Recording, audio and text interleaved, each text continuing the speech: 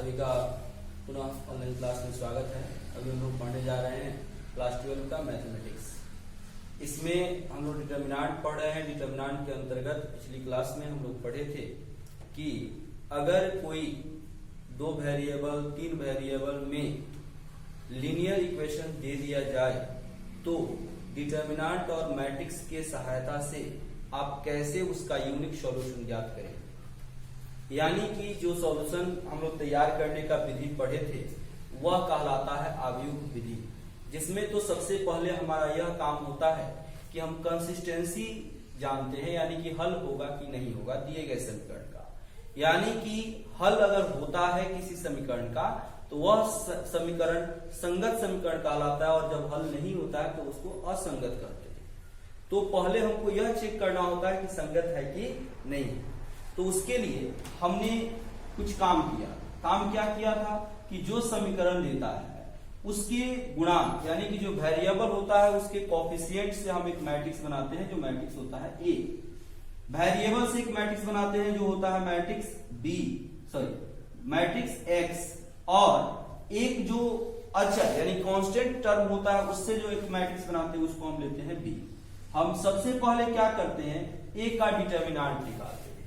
ए का डिटर्मिनेंट अगर not equal to 0 होता है तो हम कहते हैं कि यह जो आपका मैट्रिक्स है यह नॉन सिंगुलर है। नॉन सिंगुलर का मतलब यह हुआ कि इसका इनवर्स एग्जिस्ट करेगा, इसके इनवर्स का प्रतिलोम का अस्तित्व होगा और उसके प्रतिलोम को हम निकाल सकते हैं। और जब हम कहते हैं कि यह प्रतिलोम के हल को निकाल सकते हैं तो उस स्थिति में वह कंसिस्टेंस होता है, यानी कि उसका यूनिक सॉल्यूशन हमें मिलता है। और यूनिक सॉल्यूशन निकालने के लिए हम लोग जो फॉर्मूला डिस्क्राइब किए हैं वह x is equal to A inverse B है। इसकी सहायता से हम लोग यूनिक सॉल्यूशन निकाल सकते हैं। और यदि आपका डिटर्मिनेंट का वैल्यू अगर 0 के बराबर हो जाता है तो वह मैट्रिक्स जो होता है वह कहलाता है सिंगुलर।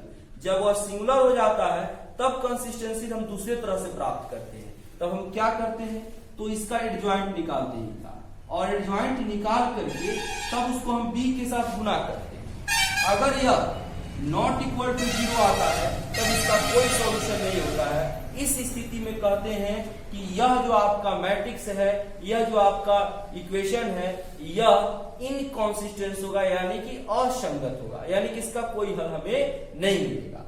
लेकिन अगर इज इक्वल टू 0 आता है तो कंसिस्टेंस भी हो सकता है और इनकॉन्सिस्टेंस भी हो सकता है, यानी कि आपको अनेक सॉल्यूशन भी मिल सकते हैं और कोई सॉल्यूशन भी नहीं मिलता। जब एक सॉल्यूशन या एक से अधिक सॉल्यूशन मिलते हैं तो हम कहते हैं कंसिस्टेंस है, यानी कि संगत है। और जब कोई सॉल्यूशन नहीं मिलता है तो हम कहते हैं इनकॉन्सिस्टेंस है। अब देखिए हमको 1 से 6 तक में अभी इस फॉर्मूला का कोई यूज नहीं करना है।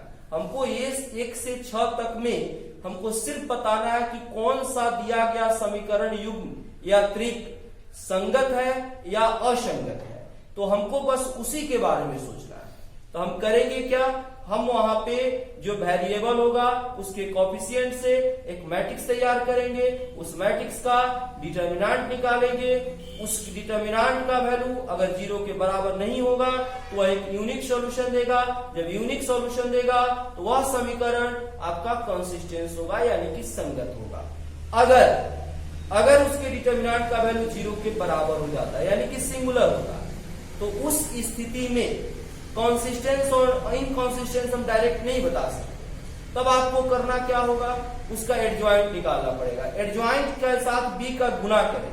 अगर वह 0 के इक्वल टू नहीं आता, यानी कि नॉट इक्वल टू 0 आता है, तो हम कहेंगे कि यह है आपका इनकंसिस्टेंस, यानी कि आप इसका कोई हल नहीं होता है।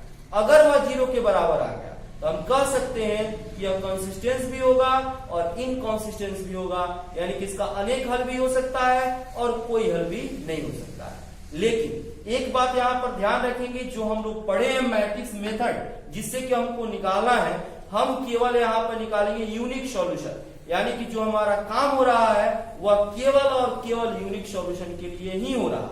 बस इस बात का ध्यान रखेंगे। तो आइए हम देखते हैं पहले 1 से 6 तक के लिए। अब देखिए यहां पर इस क्वेश्चन को पहले हम चेक करते हैं। जैसे आपका यह 1 नंबर क्वेश्चन बनेगा ठीक वैसे ही आपका 6 तक क्वेश्चन बनेगा। तो इसमें हम दो क्वेश्चन बनाएंगे। एक तो वह बनाएंगे जिसमें सीधे हम डिटर्मिनेंट ए से निर्धारित कर सके, determinant A not equal to 0 आएगा, और एक वह क्वेश्चन बनाएंगे जिसमें determinant A is equal to 0 आएगा। दोनों के अकॉर्डिंग हम इसको देखेंगे। तो आइए देखते हैं। यहां पर हम मान लेंगे लेटस, तो हम क्या करते हैं बताइए। एक हम जानते हैं कि वेरिएबल का जो कोएफिशिएंट होगा उससे एक मैट्रिक्स बनाएंगे, एक मैट्रिक्स बनाएंगे जो वेरिएबल का होगा, और एक मैट्रिक्स बनाएंगे जो कांस्टेंट टर्म का होगा, अचर पद का होगा। यानी कि अचर पद या 2 3 है, वेरिएबल एक्स वाई है, और इसका गुणांक 1 2 फिर 2 3। तब let's A is equal to गुणांक का बनाएंगे 1 2 फिर 2 3। इसमें कोई दिक्कत नहीं होनी चाहिए। फिर क्या करेंगे बोलिए, वेरिएबल का बनाएंगे, एक्स क्या होगा, एक्स वाई, फिर और एक बनाएंगे हम कांस्टेंट टर्म का, यानी कि 2 3। ठीक है। अब थोड़ा ध्यान दें। अब यहां पे हम क्या करेंगे, इस ए का हम डिटर्मिनेंट निकालेंगे। नाउ अब determinant A is equal to determinant 1 2 2 3 क्या होगा, 1 इंटू 3 माइनस 2 इंटू 2, तो 3 माइनस 4 यानी क्या होगा, -1। देखिए नॉट इक्वल टू 0 आया, तो इसका जो आपका होगा सॉल्यूशन वह यूनिक सॉल्यूशन होगा, है ना। तो यहां पर लिखेंगे this equation provide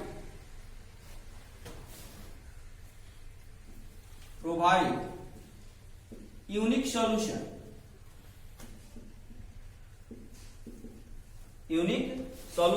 so given system of equations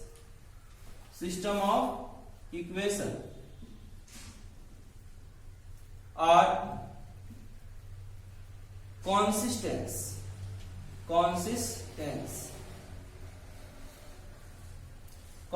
मतलब कि अब दिया गया जो समीकरण का युग्म है यह क्या होगा, संगत होगा। क्यों, क्योंकि यह नॉट इक्वल टू 0 है। तो नॉट इक्वल टू 0 है इसलिए यह कॉन्सिस्टेंस होगा। अगर यह इज इक्वल टू 0 आता तब हम क्या करते, एडजॉइंट ए निकालते। अब इसमें 1 से 6 तक में आपको बस यही करना है, कॉन्सिस्टेंस बताना है और इनकॉन्सिस्टेंस बताना है। इसका सॉल्यूशन बस यहीं पर समाप्त होता है, इसके आगे हम नहीं करेंगे। अब इसके बाद देखिए एक और क्वेश्चन जिसमें डिटर्मिनेंट इज इक्वल टू 0 आएगा। तो आइए देखते हैं अगला। देखिए इस क्वेश्चन में देखते हैं, यहां पर फिर वही आपको दिया हुआ है, 2 वेरिएबल्स का है। क्या करेंगे, मान लीजिए लेट ए इक्वल ए जो मैट्रिक्स बनता है किससे बनता है, तो वेरिएबल के कोएफिशिएंट यानी कि उसके गुणांक से। एक्स का गुणांक 1, वाई का गुणांक 3, फिर एक्स का गुणांक 2, वाई का गुणांक 6, फिर एक आपका जो मैट्रिक्स तैयार होगा वह वेरिएबल्स यानी कि एक्स वाई, और फिर एक मैट्रिक्स जो तैयार होगा वह होगा कांस्टेंट टर्म से 5 और 8। क्या करते हैं बताइए, हम ए का डिटर्मिनेंट का वैल्यू निकालेंगे। नाउ अब डिटर्मिनेंट ए इज इक्वल 1 3 2 6 क्या करेंगे, 1 इंटू 6 माइनस 2 इंटू 3 यानी कि 6 माइनस 6 क्या हो जाएगा, 0। ठीक है, 0 आ गया तो अब यह हो जाएगा सिंगुलर, यह हो जाएगा सिंगुलर, यानी कि यह होगा अव्युत्क्रमणीय, यानी कि इसका व्युत्क्रम इनवर्स हमें प्राप्त नहीं होगा। तो अब क्या करते हैं, तो अब हम एडजॉइंट ए इंटू बी निकालेंगे, है ना। तो अब इसके लिए पहले हमको एडजॉइंट निकालना पड़ेगा, तो हम उसके लिए काम करते हैं एडजॉइंट ए के लिए। तो एडजॉइंट कैसे निकलता है आप जानते हैं, क्या करते हैं, प्रत्येक एलिमेंट का कोफैक्टर निकालते हैं, उस कोफैक्टर से एक मैट्रिक्स बनाते हैं और उस मैट्रिक्स का ट्रांसपोज निकालते हैं, वही आपका क्या होता है, एडजॉइंट होता है। अब देखिए यहां पर पहले निकालिए कोफैक्टर, तो फॉर मैट्रिक्स ए क्या होगा, A11, यानी कि यह कोफैक्टर का सिंबल है A11 बता रहा है कि पहला रो और पहला कॉलम का एलिमेंट कौन है, 1 है। क्या हो जाएगा बताइए, अब इसको छोड़ देंगे, इसको छोड़ देंगे, पहले तो चिन्ह देखते हैं, तो -1 का पावर 1 + 1 और फिर M11, तो क्या होगा, -1 का पावर 2 तो प्लस हो गया, m11 तो यह छोड़ देंगे यानी कितना हो जाएगा 6। फिर देखिए a12 यानी कि फर्स्ट रो और सेकंड कॉलम, फर्स्ट रो और सेकंड कॉलम यानी कि 3 होगा। इसको लिखेंगे -1 to the power 1 plus 2 m12, तो क्या होगा -1 का पावर 3 यानी कि माइनस होगा, और m12 यानी कि पहला रो और दूसरा कॉलम को छोड़ देंगे तो कितना बचेगा 2, -2 हो गया। फिर देखिए क्या करेंगे, a21 यानी कि -1 टू द पावर 2 प्लस 1 और m21 क्या होगा, -1 का पावर 3 यानी कि माइनस हो जाएगा, m21 यानी कि दूसरा रो और पहला कॉलम कितना बचेगा 3, तो -3। फिर देखिए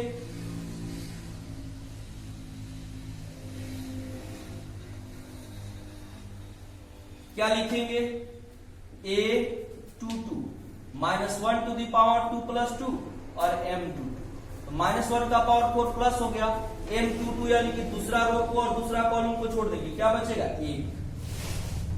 अब देखिए यहां पर एडजॉइंट निकालना है हमको, एडजॉइंट a क्या होगा बताइए, आप जानते हैं जो हमको मिला है कोफैक्टर का उससे मैट्रिक्स बनाएंगे, a11 a12 a21 a22 और इसका क्या होगा ट्रांसपोज। जब इसका ट्रांसपोज निकालेंगे तो यह कॉलम इस रो में चला जाएगा, तो a11 a21 फिर a12 a22 यह हो गया। एलिमेंट को रख दीजिए, a11 कितना है 6 है, फिर a21 कितना है -3 है, a12 कितना है -2 है, और फिर a22 कितना है 1 है। अब हम क्या करेंगे, तो एडजॉइंट a इंटू b निकालेंगे। तो एडजॉइंट a यह आया है कितना 6 -3 -2 1, और b कितना है 5 और 8। क्या करेंगे, रो से कॉलम में गुना करते हैं, गुना कीजिए 6 गुना 5 जोड़ -3 गुना 8, तो जोड़ -3 गुना 8। ठीक है, अब थोड़ा यहां पर ध्यान देना है कि रो से कॉलम में गुना करना है, यह 2/2 है और यह 2/1 है, तो यहां पर भी हमको 2/1 मिलेगा, यानी कि 2 गो रो और 1 गो कॉलम मिलेगा। तो यहां पर हमको इतना हो गया, फर्स्ट रो के साथ फर्स्ट रो और फर्स्ट कॉलम, फिर सेकेंड रो और फर्स्ट कॉलम, तो क्या होगा -2 गुना 5 और फिर जोड़ 1 गुना 8, क्या हो जाएगा, यह हो जाएगा 6 × 30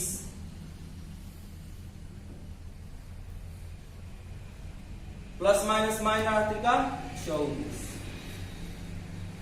-10 प्लस 8, 30 में 24 जाएगा 6 और फिर -2, यह हो गया। अब देखिए यह नॉट इक्वल टू 0 यानी कि जीरो मैट्रिक्स नहीं आया।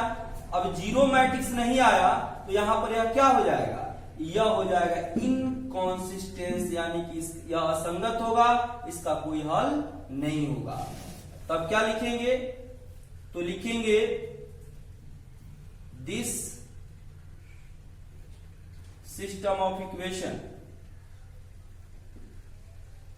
Systems of equations have no solution, thus system of equations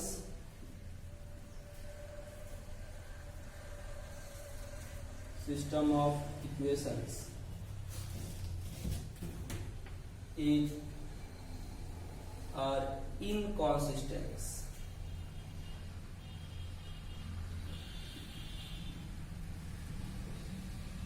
तो यहाँ पे बस यही काम करना है। अगर यह 0 आ गया तब आपको इतना आगे तक बढ़ना है, अगर 0 नहीं आया तो आप सीधे लिख सकते हैं कि यह कॉन्सिस्टेंस होगा। अब यहाँ पर हम इतना आगे बढ़ा करके तब बताया कि इनकॉन्सिस्टेंस होगा, तो इतना आपको आगे बढ़ना होगा। इस तरह से सेम कॉन्सेप्ट पे एक बात ध्यान रखिए, कॉन्सेप्ट को आप समझ लीजिएगा, क्वेश्चन में कोई नहीं दिक्कत होता है। तो यहां पर यह जो कॉन्सेप्ट है, जैसे हमने बताया है, जैसे हमने बनाया है, वैसे ही आप इस कॉन्सेप्ट का सहारा लेकर के इसको बनाएंगे। अगर दिक्कत होगा तो 1 से 6 में 4 और क्वेश्चन है, यह 4 क्वेश्चन आप करें। 4 से अतिरिक्त अगर आपके पास और बुक है तो उससे भी आप करें। कंसिस्टेंसी चेक करना है, यानी कौन सा समीकरण युग्म, कौन सा सिस्टम ऑफ इक्वेशंस संगत होगा, कौन सा असंगत होगा, यानी कौन कॉन्सिस्टेंस है और कौन इनकॉन्सिस्टेंस है, आपको चेक करना है। कैसे करना है? तो आपको कॉफिशिएंट, वेरिएबल का कॉफिशिएंट उससे एक मैट्रिक्स बनाना है, जो वेरिएबल है उसका एक मैट्रिक्स बनाना है, जो कांस्टेंट टर्म है उसका एक मैट्रिक्स, यानी कि 3 मैट्रिक्स बनेगा। तो जो वेरिएबल का जो कॉफिशिएंट है उससे जो मैट्रिक्स बनेगा उसके डिटर्मिनेंट का वैल्यू निकालेंगे। अगर वह 0 के बराबर नहीं आया, अगर वह 0 के बराबर नहीं आया तो सीधे हम कहेंगे कि यह कॉन्सिस्टेंस है, इसका यूनिक सॉल्यूशन होगा। और अगर 0 के बराबर आ जाएगा तो वह सिंगुलर हो जाएगा, तब उसका एडजॉइंट निकालेंगे, b के साथ गुना करेंगे, तब वह 0 के बराबर, अगर 0 मैट्रिक्स के बराबर आता है तब कॉन्सिस्टेंस इनकॉन्सिस्टेंस दोनों होगा, और बराबर नहीं आता है तो एब्सोल्युटली इनकॉन्सिस्टेंस होगा। बस आपका काम यही करना है। अगर आप इसके बाद चाहते हैं तो भी क्वेश्चन कर सकते हैं। क्या? आपको चेक करना है, नॉट इक्वल टू 0 आएगा सीधे लिखेंगे यूनिक सॉल्यूशन, और उसके बाद क्या करना है, तब आप फॉर्मूला लगा दीजिए x बराबर a इनवर्स और b। तो इधर x y z आप लिखिएगा ना, जो भी होगा, x y होगा तो x y नहीं तो z, और इधर a इनवर्स से b में गुना कर दीजिए और इसके संगत एलिमेंट को बराबर करिए, x y z का मान आ जाएगा। तो खैर अगले क्लास में 6 नंबर के बाद का हम बताएंगे, लेकिन तब तक आप इतना क्वेश्चन करें। धन्यवाद, पुनः अगले क्लास में।